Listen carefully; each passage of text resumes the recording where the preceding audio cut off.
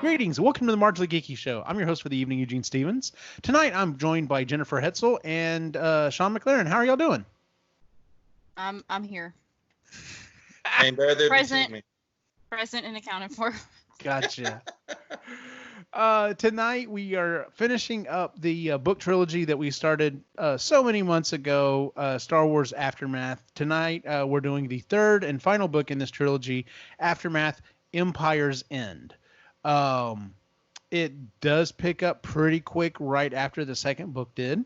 And it is, while it is still quote unquote immediately after the events of Return of the Jedi, it's still quite a ways away from what we get into in the new Star Wars trilogy movies. So there is some time, between now and then whenever we get to it. So let's go ahead and start with just a quick, we'll just run around real quick and just kind of give me your basic thoughts, if you enjoyed it or not. Sean, you want to go first?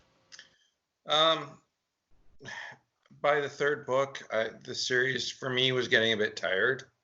I know they kind of left with another kind of cliffhanger on the end of the second one going into the third, but this one was like friggin' Moby Dick after a while. It just friggin' Norra was Captain Ahab. Oh my God. That is the best way to put that.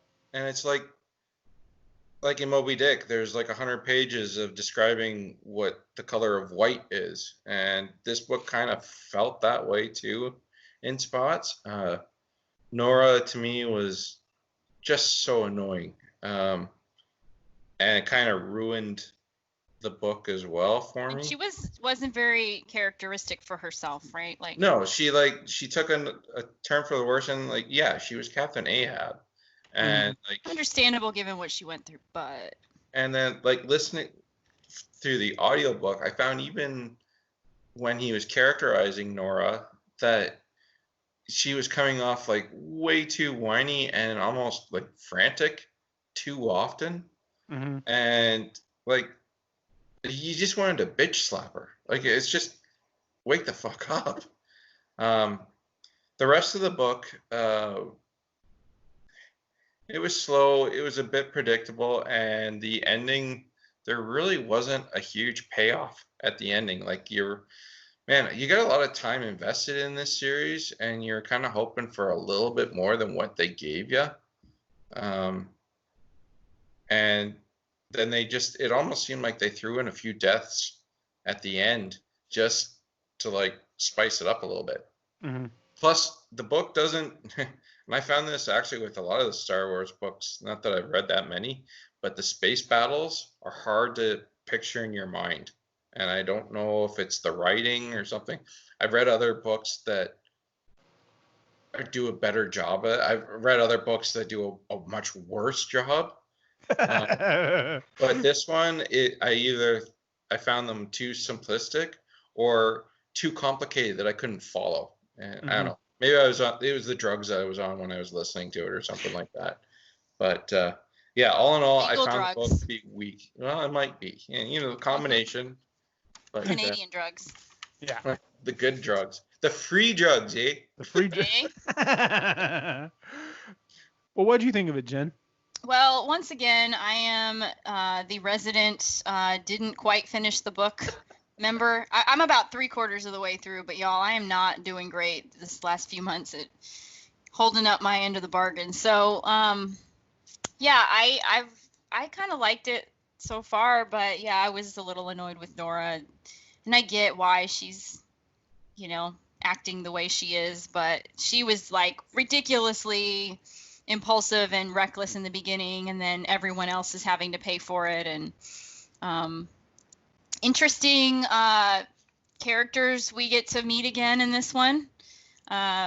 We'll talk about those, I'm sure, and then a lot of the little aside stories that you're like, oh my God, where does this go? Why are there so many of these again? I thought we were done. Yeah. Okay. So I'll go ahead and jump in here. This one was. This was hard to finish. You perfectly nailed. That's what she said. That's what she said. You perfectly nailed multiple times Norra's character by saying she's Ahab, because a good majority of the book, like I guess you'd almost say at least a quarter, if not half of the storyline, revolves around her decision that happens right at the beginning of the book. And there are several points where it's like, okay, well, this could actually maybe be resolved. And it doesn't. It just keeps going. You just keep harping on, I have to get Sloane. I have to get Sloane. And why is Jas just going along with her craziness? Like, we're going to get into that in just a second, because that was my other comment about that. Yeah, I just felt constantly like following her. And then, I've read other books that there's politics in. It's not like that drives me crazy. It's just the politics in this was very dry and just very kind of, it didn't seem to like go anywhere. And I'm sure that, and that's what they're trying to say, is the fact that, they've already gotten back into this situation where it's like the New Republic can't get anything done. They just sit around on their hands and, they want to get stuff done, but they can't get anything done. And it's just, between that and like you said, Captain Ahab, overall, I mean, I still enjoyed it. I will probably come back eventually at some point and re-listen to the series again. But like I was telling Sean before the episode, the ending, it does feel like they were told, this is where things have to wrap up. Here's your landing pad. And they hit the landing, but it just was like, there wasn't any gravitas to it. It was just like, okay, well, here's where we are, and we're setting up this stuff for the future movies. We're setting up, wrapping up a few little things here, and everything's kind of set up like how it should be. And it just, especially that last big battle, you would think, number one, I thought it was kind of, out of left field what was happening with that big battle. But I didn't feel like it was, like, at no point did I really feel, even when a character dies or two, that I'm just like, oh, okay, that happened. So, I didn't feel like, pain, like I wasn't hurting that this person, died that we'd been following or anything like that. So, with that said, let's go ahead and get started with it. The book basically picks up after the events of the second book. Brentin has followed, who is Norra's husband. He was, he was in an assassination plot with a bunch of other prisoners. And in an attempt to reconcile what he's done and to make up for it, he follows Sloane while in her attempt to track down Gallius Rax. So we have that going on. We have them, they're out, looking for Gallius Rax. And then we also have Norra and her group out looking for Sloane. And, like Sean said, she's looking for her white whale. And she's got her whole group with her. And the beginning of the book started off okay. It's like, all right, so we've got these two. There's an obvious reason why we're hunting them down. And we know where the big bad is.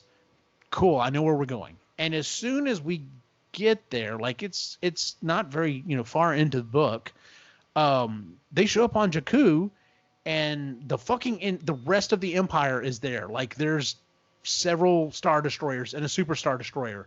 Why does everyone want to get back to Jakku? I know, right? And so they're like, we've got to get the hell out of here. Well, in the process of trying to get the hell out of there, Norra jumps into an escape pod, and Jas jumps in with her, and they jettison to Jakku, and then everyone else heads out. And to me, that was the first big problem with the book, because literally it's jumping around from all these little storylines that are moving forward. We see Sloane and Brentin slowly edging towards getting to Gallius Rax. We have Norra and Jas's attempt to get to Sloane.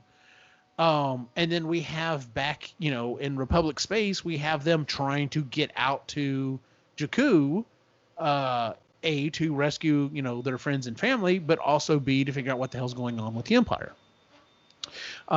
We do get more of Han and Leia's story.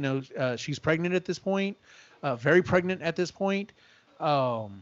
and we start to see her issues with Mon Mothma and the ideas of what this new republic is going to be and how it's going to handle itself.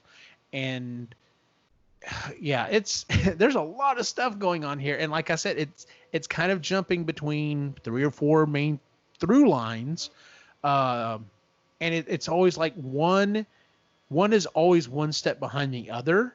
And so Sloane gets closer to Rax, and then something happens, and right before her, like right as she's going off, Norra like sees her, like literally sees her, and then she's off, and it's like, well, I almost caught her, gotta keep going. And then everyone else is trying to save her. It was a lot. So I guess let's just gonna jump into it. Anything in particular you want to bring up and start discussing?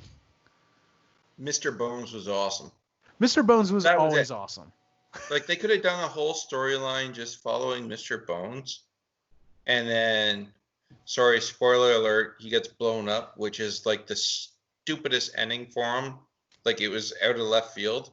Aww. That was a Game of Thrones ending for Mr. Bones. It was okay, well, first off, he gets shot apart, and you do feel horrible for it because it's happening in front of Norra. There's this jackass. Okay, so she's on Jakku. She has been captured by what's left of the Imperial Army, and like they're not your father's empire. Like they're all beat up. They've got they've colored their armor and shit. They don't march in order and shit. Like they're more like Mad Max meets the Empire. Exactly.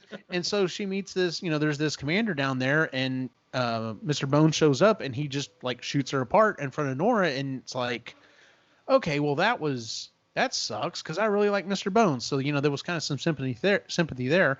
I do like the whole thing of him rebooting though. Okay. Yeah. That was awesome.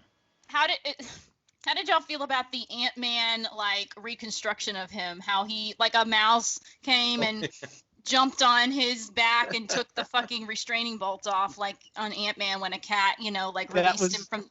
Really?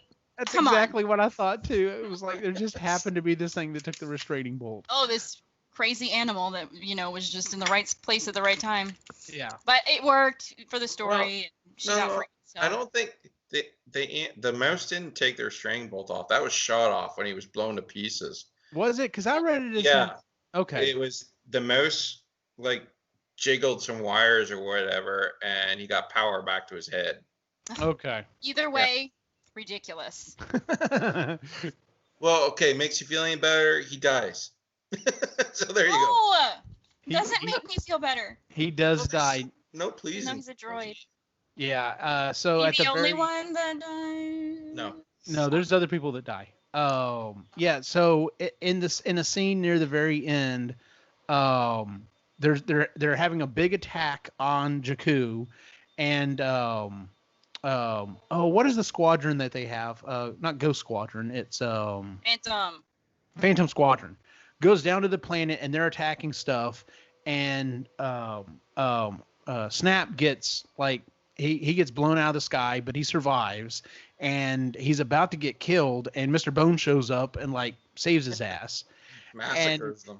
Massacres. Does a typical Mr. Bones awesome, and then just out of nowhere, he was riding in a chicken walker, and out of nowhere it just gets blown to pieces, and there's nothing left of him. He's getting ripped apart a couple of times in the previous stories, but they've always been putting back together. And he specifically said they couldn't find his brain module, his core process, nothing. Yeah, it was just all his arm. He didn't back him up. And it was friendly fire that blew him up. Yeah. Oh no. Well, yeah, because he was on a. He didn't have a backup for him. He just finished killing the crew to save Snap, and he popped his head out to wave, and that's when he got blown up. Yep. Yeah. So yeah, let's talk about Sloane and Brentin. I understand where she's she was more sympathetic to me in this book than Norra was, and that's saying something. I understand you had the Empire, you thought you were going to be hot snot in the Empire, and you've been played this entire time by Gallius Rax, so you're fucking hot. You're like, nope, I'm not having it. I'm killing that motherfucker. I'm taking the Empire back. So I understand her motivation as to how she got there. And then she gets into a bad situation having to deal with, what was the Hutt's name? Nema? Oh, Nema the Hutt. Nema the Hutt. Okay. Nema the Hutt is an interesting character in that she finally explains to me why the Hutts are like, everyone's fucking scared of them. Cause I'm like, it's a big monster. Like, you know, it's a big slug or whatever. Like, you know, you shoot it and it's dead. And that's it. Like, why isn't someone Apparently taking not. over? No, apparently not. Cause Nema fucking took several blasts and just kept going. And I'm just like, damn, this thing is scary. Like, I understand why everyone's scared of a Hutt. It was the fact that they lobotomized their followers that kind of gave me nightmares for a couple days. Yeah, that was on the scary side. Like she was fucked up. Yeah. And she was more agile than the other Yeah. Hutts, they said. Like she could move and she wasn't afraid to like get in your face. You know, she wasn't just like Jabba lounging with Yeah, people doing because everything Jabba for her. was a bloated worm. They specifically said she was almost more like a snake. Yeah. So- Although we do see him kind of move around in the, you know, what was it? The expanded The edition. remastered. Yeah, that was bad. But yeah, like she was fast, she was strong, she took multiple like blasts to her body. Like it was like, man, these things are fucking hard to kill. Like I'm actually now I understand why everybody was scared of, you know, of the Hutts. Pizza but yeah, the Hut. so I understood why. Delicious. You know, she, you know, what's her name did what Sloane did what she had to do so that she could try to finally get to Gallius Rax. Kind of unsuccessfully. I mean, in the end, it turned out okay for her. So, Unfortunately, but yeah, like with those two storylines, like comparing Nora's storyline to Sloane's storyline, Nora's was annoying. Sloane's was boring. Like it was like, oh man, Sloane and Brentin, and then it's like, oh wait, the alternative is Nora, and she's just annoying. So.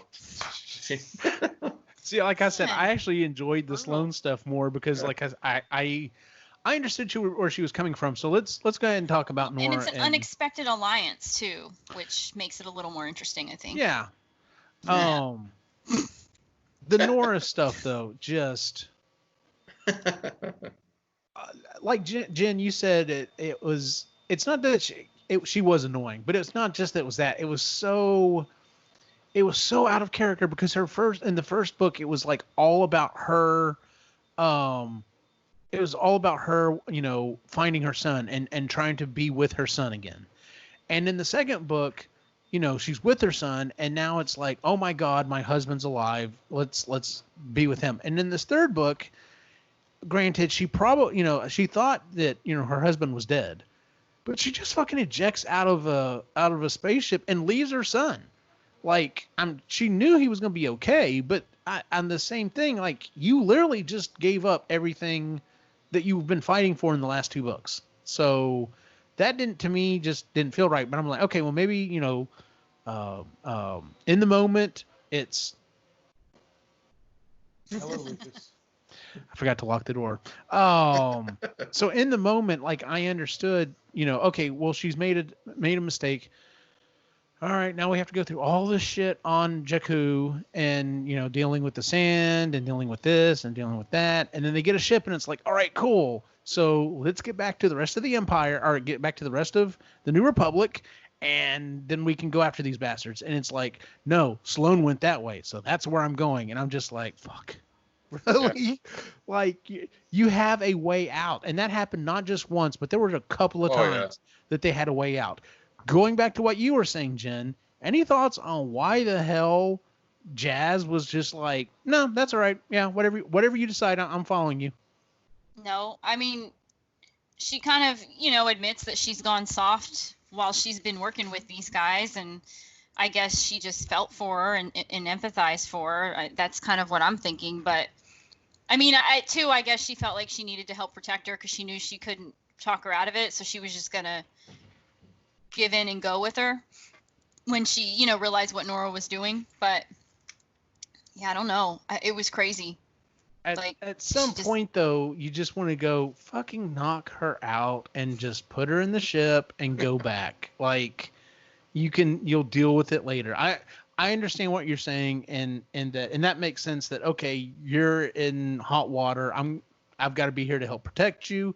That made sense. But like I said, we had several points where they could have gotten the fuck out of there. And she asked, "Do you want to come with me?" And she's just like, "Yeah, sure. You're my commander. I'm gonna follow you." Yeah, that was a little weird that she was just suddenly okay with, following orders. But Norra was just like so blinded by revenge in this one. Like she was not thinking logically at all. It was all passion and emotion. So, I don't know. Maybe Jas saw something of herself in that, or she recognized that and, wanted to protect her from herself. I don't know. I guess. Let me think. What were some of the other? Okay, so did anyone else's opinion of Mon Mothma change at all and with her portrayal in this book? I was very disappointed with how she turned out after like being such a strong character at the end of Jedi and sort of in the last two books, but she was like, even the last two, she was a little like, timid and didn't want to like do what needed to be done. Like you can't say, oh, we killed the Emperor, now we don't have to fight any more wars. Like the Empire's still out there. You still need a military, force. And yet she wanted to draw all that in immediately. And then, like, okay, her opponent goes and, like, blasts her plans, that she found where the Empire is. And she goes and, like, fucking broadcasts their plans on the media. That's, like, military security 101. You don't tell what you're going to do on the air, like if you're trying to defend your country or your nation or whatever, your universe. I was just like dumbfounded by that she went on and just told them everything, like the Empire, hey, we're coming, yep, get ready. And I love the fact that the Empire's like, all right, well, they're coming, we don't know when, so because I think at one point it was even like, why have they not shown up yet, like what the fuck. So, yeah, but I was disappointed in that. If you take the whole book in a whole, like take the whole series in a whole, like the master plan was for them all to get wiped out anyway. So like you didn't have the top commanders or probably the top security guys. Like they've already fallen into chaos and all that. It was just Rax was clearing the board off. Get them all there and. Yeah, sure. Tell them to come. They're all going to die anyway. We don't really care. So, yeah, that was. And Mothma, I didn't have any respect for Mothma after she like let the Wookiees battle it out themselves. Screw you. Yeah, that was pretty shitty. And just her everything has to be run through the Senate. And I get like she doesn't want to be the Emperor, so she's being overly cautious. But you are the executive, and you have some power to exercise that, especially if you're the rebellion that sold itself on freeing people and helping the galaxy escape from tyranny, and then you're just going to let this planet full of non-humans, because we're speciesist in this galaxy. Yeah, no shit. Hashtag Chewbacca should have gotten a medal. Hashtag justice. You got it Chewbacca. Later on. Yeah, technically did, yes. Wow. I just, I that drove me insane. Like, I understand, not wanting to be like the Emperor. And like you said, you don't want anyone to think that you're, oh, well, we just, rooted him out so I could step in and be the next one. But like you said, it's not like, it wasn't like, okay, well, we destroyed the Death Star and whenever it happened, all the ships blew up. So like, there's just like maybe 2 or 3 Imperial ships out there. It was like, no, we know for a fact there's still like a good amount of the Empire just chilling out there. Like, you don't step back from that. You have to finish them off, or they have to, agree to, disarm and become part of you. You can't just let them sit out there. So yeah, that drove me insane. I did like the fact that now on the other hand, where I lost, I lost respect for Mon Mothma. I had nothing respect for Akbar, because Akbar the entire time was just like, listen, this is what we need to do. I'm not gonna cross the line unless I absolutely have to, and if I absolutely have to, fuck it, I'm gonna do it. But yeah, I liked Akbar the entire time. So Yeah, he's a plucky goldfish. yes. Akbar's always down. He's always like, you know what? I'm in. Yep. He shows up when it's needed. And what's funny, this is going to be an interesting thing to say. I'm actually listening. I was telling Sean before the show. I'm actually re-listening to World War Z, and some of the characters in there, when they talk about how whenever the zombies first started, getting together or whatever, when the threat was first happening or whatever, they're like, the Jewish characters were just like, that's just who we are. Like, we're always on the edge of extinction. So we're just always looking out for what the next bad thing is. Oh, no. And I was like, man. Sad because it's true. Yeah, I'm like, Admiral Akbar, that's kind of like his species. Like, they're kind of like the Jewish people of this. They're like, listen, we don't want to have to go to war. But fuck, we're also not going to die. Like, that shit ain't happening. So, that's kind of how I liked Akbar the entire time. So we do get quite a bit of Han and Leia in here as well. And I do like how they kind of were sowing those seeds of, Han is like, this is my family. I'm going to love my family. It's going to be awesome. But at the same time, I kind of would be out there doing shit, and sitting around with a baby is just not really my thing. So, I like being able to see that, especially in, how we see him portrayed in the new trilogy. So, because it makes sense, because he's like, at one point, whenever the baby's born, like, he's crying and he's just like, well, aren't you going to take care of it? Like, aren't you like bound to him by the Force? And she's like, you're his father. That's a bond I will never have. Yes, I am bonded to him by the Force, but that's a bond is just special between you two. So, I liked seeing that, especially, with how it plays out eventually in the new trilogy. So. Oh yeah, it plays out real well for Han. Oh yeah, it plays out real well for him. But we see that that there is a bond there, and I'm trying to think. Was there anything else that was kind of big that anyone wanted to bring else? We got to see Jar Jar Binks again. Okay, yes. I literally was just weird. I was just scrolling down, and I'm like, first off, how long do these fucking Gungans live? Yeah, well, I was doing the math too. I was like, okay, he was alive when Leia's mom was her age or younger, and so let's say 20. Let's say he was in his 20s. He could still be middle-aged. Yeah. But like, man, poor guy. He, was kind of just duped into being the scapegoat and ended up becoming a street performer. Yeah, literally. Did we see him again after that one snippet? Nope. That's it. Just that was one. it. See, what a weird, like, why did they throw that in there? For what reason?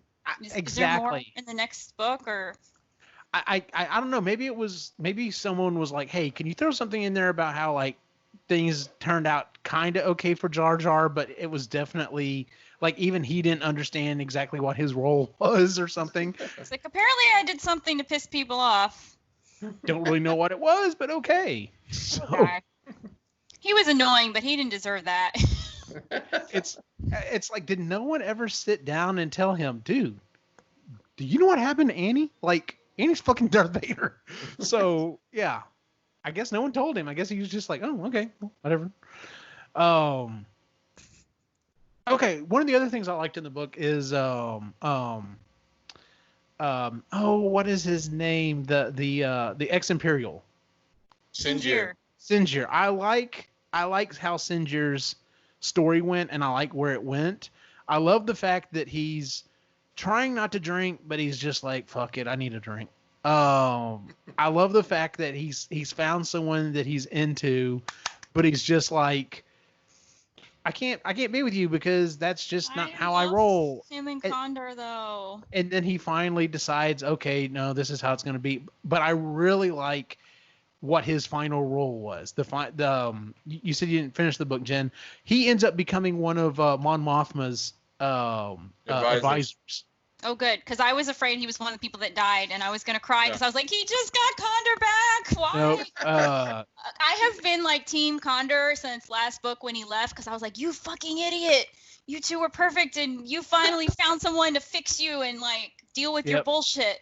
Now, I'm just hoping that Jas does the same thing because, her and John were, and I have a feeling that one of them doesn't survive based on your... John does not make it. Oh, and he's John's death is, to me in the book, almost seemed like it was an afterthought. It was like they finished the book and they're like, shit, we forgot about John. I felt that way too. So they wrote a paragraph in where Jas goes to see him and one of the commandos is cleaning out his apartment. And here's a video. And it's John basically jumping out of a jet to save them. And then that's it. Yep. Like literally they're on a landing transport with a bunch of commandos and there's a rocket coming up at them and they can't do anything to block the rocket. So he literally just jumps out and takes it so that the rest of them can survive. Yeah. Aww. Yeah. So. That's bullshit. It was literally, it felt like an afterthought. Yeah. You end up, she ends up okay though, because she ends up getting a new crew, which I think in the end was probably the best thing for her. Because then, she ended up getting with a fairly loyal crew, I guess. Did she get her? Well, I'll read it. I was going to say, I know she ran into some of her old friends, but... yeah. They end up becoming her new crew. Like, literally, she convinces them. The ones that were hunting her?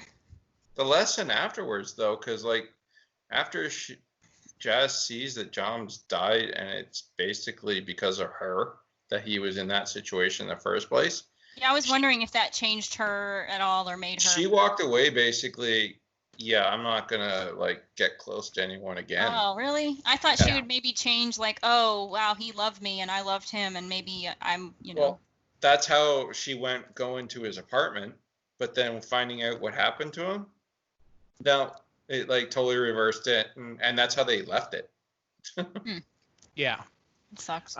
Another side thing, we also get, I think the last time we heard it was in the second book, we get this flash sideways, however you want to put it, of the people who have commandeered a Star Destroyer and they're pirates. Yeah. Oh, yeah. And we get a little bit more of them, and it's just like, okay, is this going to go anywhere? Nope. All right. Okay. Also, the weird kids and cult that was, worshiping Darth Vader. We get the Vader cult. For a little bit. I don't know if we ever get... I mean... I read the part about the kids with the lightsaber and the mask. Yeah. They it's creepy. They're under what the Yashu Toops or something. Yeah. Yeah. Anyway, why is it in the end? The other thing the other side story that was kind of strange was the Kyber crystal story. Oh yeah, that was a weird one. Returning the crystals to the the cave or whatever. Did that connect to one from the last book? I feel like there was something similar, but I'm kind of drawing a blank. I don't think so. One other thing I did really like is why am I so bad with names? Old dude who was in the new trilogy, it was his dad that was the trainer for all the different soldiers. Hux. Oh, yes. Yeah. Okay. Brindle. We get to see his son just a very little bit. And it very much so describes why he is. Because in the first movie, because a lot of people were like, well, he was totally different characters. In the first movie, he was a screaming, badass or whatever. And, then things went to shit. And then in the second movie, he's basically kind of got his tail between his legs the whole time. He wants to rule, but then, the cool emo kid basically just, takes it away from him. And in the third movie, the whole thing is, I don't want you to win. I just want him to lose. Yeah, he was an interesting arc there. Yeah, and we get this little thing, and it's basically at the very end, Sloane is on this ship heading out to, fuck knows where. And she's on the ship with his dad and him and a bunch of these crazy ass kids that are fucking psycho killers. And she basically tells him, she's like, look, these kids will follow you. Here's the deal. They're going to follow you. You're going to do what I say, and I'm going to get your dad off your fucking back. And she fucking like goes and attacks his dad and was like, listen, I know you don't like your kid. I know you beat your kid. But you are going to teach him everything you know. And if you raise a hand to him, I will fucking kill you. And he's just like, okay. So I was like, okay, now I get that mentality. Because basically the only reason he was put in power is because someone handed it to him.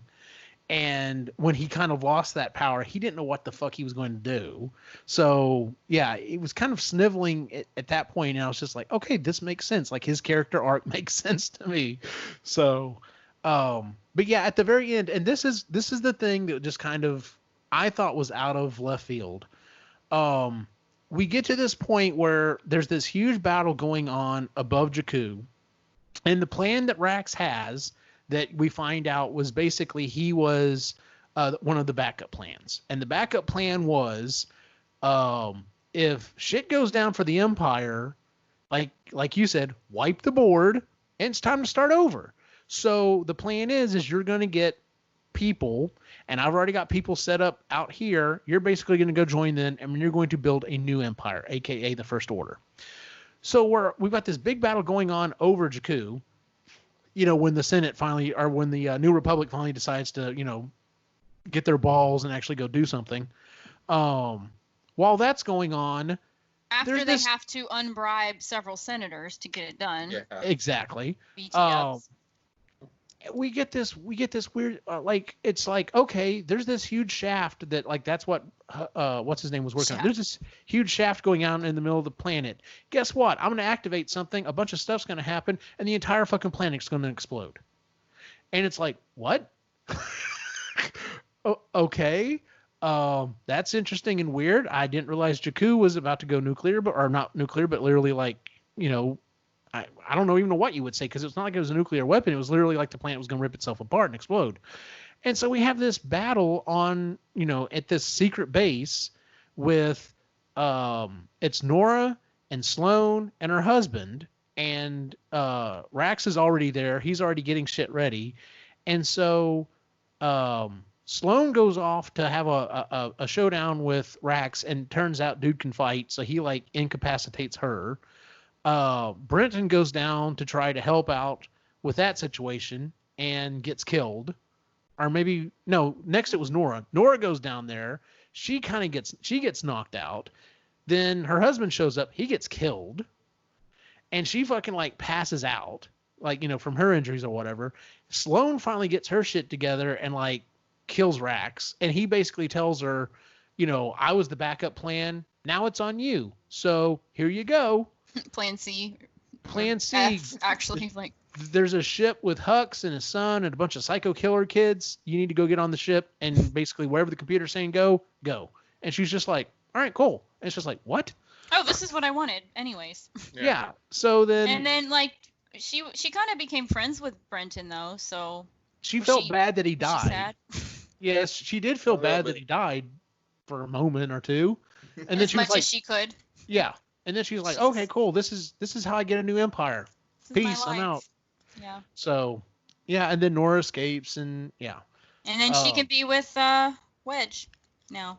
Yes. Yeah. Well, they Sadly. end up going to a planet together. So, there you go. Going to a planet, how romantic. Yeah. Yeah. What else did I have on my list? Yeah, Mon Mothma, we talked about her.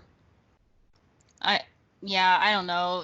This explains Jakku better, so we know like why the fuck the movie started there. Yeah. But did these books come out before or after episode 9 or 7? I think I asked this before, but I think you did too, and I don't remember. Okay, wait a minute. No, this one. Because if it was before and you read all these books, this one came out August 27th. This one came out August 2017. So it was after, because we So, got Yeah, it was after. 7 in 2016, 15. We Yeah. got 19, 17, 15. You're right. We got every 2 years. So Yeah, I think so. last year okay. So I'm willing to bet this entire trilogy probably came out between, since the first one came out and then before the last one. So you wouldn't have known this going into the movie was my point. No. Because like if you had this insider knowledge, you would have been like, oh yeah, of course they're in Jakku, like. Yeah. No, I think at this point, if you had read the book right as it came out, you would have been like, okay, so they're going off beyond the civilized realm. Okay, cool. And then all of a sudden the Emperor shows up in the trailer and you're just like, what the fuck? So. Another thing is, where the fuck is Luke during all this bullshit and his sister's having a baby? You know, like that gets on my nerves. Whatever. I know he's not looking for the dagger and he's looking for all this bullshit with the Sith, but come on. Yeah, so I guess he did all of that stuff. And then came back and started the Jedi Temple and started training Kylo, and then shit went down and then he just headed off and was gone ever since then. So, because I'll be honest with you, I wasn't 100% sure if maybe he went out and was looking for that stuff before he went into exile, but I guess he did that and then just went, straight to exile. So, but yeah, so yeah, that's kind of where where we get in, we end up. So, like I said, it sticks the landing in that, there were certain things that needed to be tied up, in order for, things to line up for other stuff. But it never, like, during that whole thing with the planet blowing up, I'm like, well, the planet obviously doesn't blow up. No. So, yeah. But maybe that's where they get the idea for the Star Killer, right? Like, maybe that's like the prototype and they go on to make it at another planet, because they are successful with it and they make it out of an entire fucking planet. That's not a bad idea, because it does mention that that's not the only planet that they were exploring and doing stuff. Yeah. So whatever they had there, maybe it was duplicated somewhere else. Well, I thought the planet that they built the Star Killer base on was the one where they got all the kyber crystals. Oh, maybe it is. Yeah, maybe that's why they introduced that. That was something. Started with a D or something. Yeah. I don't know. I don't know if it was confirmed in something. I don't know if it was a game or something. Or Christophsis, right? No, yeah, that's where the temple was, maybe. I don't know. You Star Wars people need to tell me this stuff. Well, good news, everybody. The next book we're reading is the next Star Wars book in the series. Oh, nay. By special request from Sean. Oh, no. No. All right, well, let's Star Wars out. They are Star Wars out. I'm never Star Wars out. I will probably continue to read some additional Star Wars stuff. We can read the Thrawn books. That might be more your speed. Next year, we'll wait till 2021 to. We will have to wait till then. And the only problem with that is we're reading non-canon books. But my God, that Thrawn trilogy. No, that one was canon, right? These are canon. These are canon, yes. But the Thrawn trilogy, the original Thrawn trilogy was not. I'm talking about the one they added. Like. Oh no, I haven't read that one. No, that was the one I was thinking. But we could. Oh, okay. We could go off. We could go EU. Let's do it. The Thrawn trilogy was fucking fantastic. Mm-hmm. I read it. That was such a good book series. And I know some people didn't like how he was portrayed, like how they adapted him into the canon stuff, but I thought he was pretty spot on. Like, he was that super, has everything fucking planned out to the nth degree. His scariness is not his strength or his speed. It's his fucking brain. So, yeah, we may have to discuss that. That might be a possibility. All right. So just kind of wrapping up. Overall, do you think you'll ever go back and reread the series? Did you get some stuff out of it that you're glad you know that fills in some spots for you, or? I probably will at some point, but I don't reread books for a long time, so yeah, it'll happen down the road because I just have too many new things I want to read. But I always love, like, expanding the Star Wars story beyond the movies, because there's just so much in that universe. And as anyone who knows me knows, I love Star Wars. So. Yep. Just a little bit. What about you, Sean? I'm not gonna reread this series. I did like how it kind of filled in a few of the gaps in between the movies. Mm-hmm. It just didn't fill in enough. Like, I think you're right when they, like, here's where you're landing, and come hell or high water, that's where you're gonna land. But they had to leave enough wiggle room to make more books and more movies and make more money. That's the Disney way. True. Yeah. We're gonna suck you dry. No, I think that's it for this Eugene, one. say it. I'm gonna go back to Star Trek. Thank you very much. But gotcha. Yeah, the first couple books were enjoyable, but the characters really got annoying, and the stories started getting bogged down later on. It could have been done in like a couple books or one book. Maybe two. They probably could have condensed it into 2 books. Well, there was a lot of crap in there they didn't need. Well, yeah, and I was going to say, especially if you take off all those little side jags, like you definitely could clear out several chapters. So, multiple chapters. So, like I said, I enjoyed it overall. It did get kind of long at the end there, and was just like, all right, let's kind of wrap this up. I agree with you. Both lines. You said 2 things in a row. I agree with you, Sean, that this, in retrospect, this probably definitely could have been wrapped up in 2 books. I don't know if 1, but definitely probably 2 instead of, being one drawn out giant into Moby 3. Dick. Yeah. The only problem is there's so much character change between some of the books. Like if you did condense it down, some of the actions are just, they don't make sense now, and they really wouldn't make sense to be like, all right, in book 1, all this stuff happens, and in book 2, it's like, this is a totally fucking different character. You kind of see it a little bit in the progression over the 3 books, but yeah. Norra will not go down in history as one of the greatest Star Wars characters. That's not going to happen. So, all right. Well, with that being said, let's go ahead and move on to what else we've been reading, if we've been reading anything else. Sean, you said you haven't had a chance to read anything else, have you? I've been trying to finish this one, and it was to the point where I was like, man, I really have to read this now. Like there was no joy in it. Aww. So, and my time's usually spent to and from work listening to audiobooks, and I haven't done that in 2 months, so it's been cutting down a little bit. But now that I got this one done today, I want to read the second book in the Adventure of Tom Stranger, Interdimensional Insurance Agent series, and they're just quick titles. They're only like 2 hours on Audible. Mm-hmm. The first one was The Adventure of Tom Stranger, Interdimensional Insurance Agent, which was just so funny. It was read by Adam Baldwin.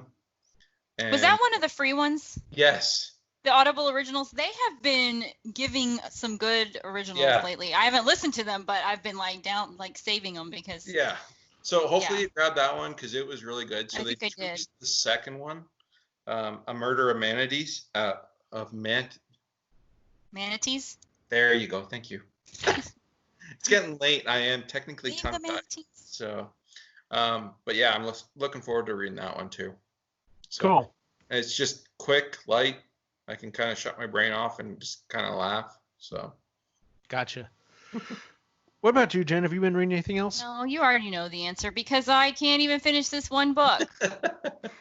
I've been, when I'm listening to things, I'm listening to mostly podcasts. So, and I'm reading this one physically, which is part of the problem with me finishing it. But gotcha. It's not because I wasn't interested. It was more time this time. Gotcha. The things that I've been reading, I'm at work and I'm just doing mindless work at this point, mindless repetitive work. So I've been able to catch up on all my podcasts, read this book, and I've started going back and rereading some other stuff that I've already read. But this last month I picked up another 2 books that Sean has recommended. First he got me with the Trader's Tales, and that was a really good series. And another series that he recommended was the Not Alone books by Craig T. Falconer. And I've read the first 2, and I'm thinking I'm probably going to pick up the next 2 here when the 5th rolls around and I get my next credits. So it's everything that you've said I agree with. The first book could have been a standalone and been perfectly fine. Continuing to read it though, is interesting. I want to see where it keeps going. And I also see where, like what you said, that up until a certain point in the first book, you're like, this shit could really happen. Like all this shit is like, I'm almost surprised that this isn't what's really happened.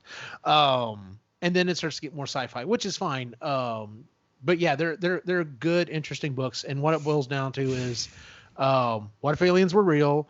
And what if there was a government conspiracy to cover up not only their existence, but like them like meeting with us and everything. So it's an interesting book story series. I'm really enjoying it. So that being said, let's go ahead and talk about our next book for next month. We're doing something kind of short, so it should be everyone should be able to hopefully get through it. We're going to read Every Tool's a Hammer by Adam Savage. It is a short book. It's funny. I really love it. But then again, when he starts talking about how he like organizes stuff and tools and stuff, I thought that was fascinating. I'm interested to see what y'all are going to think about it. But this book comes very highly recommended by Eugene, so very highly. I have very high expectations. But overall, even if he does kind of leave you in the weeds, just keep listening, because he will tell some funny stories about, you know, the tools and his interest in them. But then it's just his whole personality, because he does read it's his book. He did read it. And his personality comes out in it. And he's just this cool guy you want to hang out with and make stuff. Like, it's just, he's an awesome guy. So, that is our show for the week, for the month, ladies and gentlemen. If you would please give us a 5-star rating on iTunes, Stitcher, Google Music, wherever it is you listen to the show. You can find us at epicallygeeky.com. That's where you can find all of the shows that we do, including the Epically Geeky Show, Marginally Geeky Show, Sustainably Geeky. We even did a new episode of Procrastinators. I know, right? And then, of course, the Creatively Geeky Show. You can find us on Facebook, Instagram, and Twitter at Epically Geeky. Where can we find you online, Jen? Here on Creatively Geeky, sometimes sometimes Epically Geeky, and all the time on Sustainably Geeky, the one that I host. Yay. And we've had a couple of episodes. Well, we had one episode drop a little bit ago. We have a bonus episode coming up about public lands. So if you're into that kind of thing, check it out. I'm also on all the social medias at Het's Gonna Be Me. Sean, where can we find you online? Usually surfing on WebMD and looking for social anxiety medications afterwards. But yeah, that stuff's legal in Canada, so no excuses. Everything's legal and it's paid for. I could get the COVID-19 test daily if I wanted to. Yeah, why would you want to? Because that shit hurts. Well, yeah, that's why I haven't gotten it once. Brain massage. But I could. That's what I'm just saying. I could get it. Anyway, I'm on pretty well all the geekies except for the Sustainably Geeky one. Because he hates the planet. I don't hate it. He's not refusing. What has it ever done for me, though? That's stupid ground. And as always, you can find me online at Optimus Gene on Facebook, Instagram, and Twitter. For everyone on the site, have a good night.